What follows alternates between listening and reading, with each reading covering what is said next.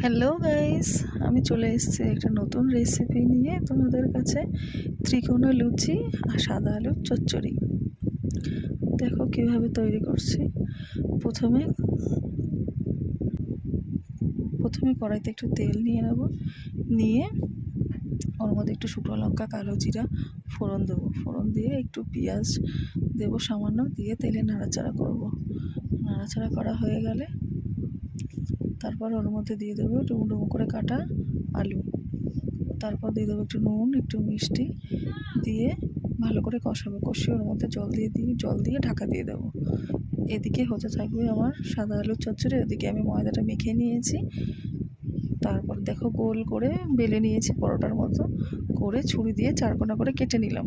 কেটে নিয়ে কড়াইতে তেল গরম হচ্ছে, দিয়ে ছেড়ে দেবো ওর মধ্যে।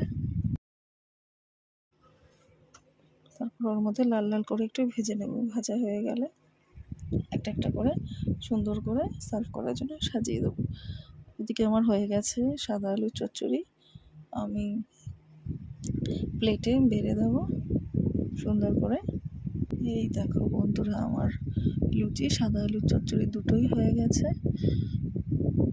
সকালবেলার টিফিনে খুবই ভালো লাগে খেতে। তোমরা এইভাবে ডিজাইন করে খেয়ে দেখবে বন্ধুরা। দেখতেও ভালো লাগে, খেতেও ভালো লাগে। কেমন হয়েছে ভিডিওটা বন্ধুরা জানি।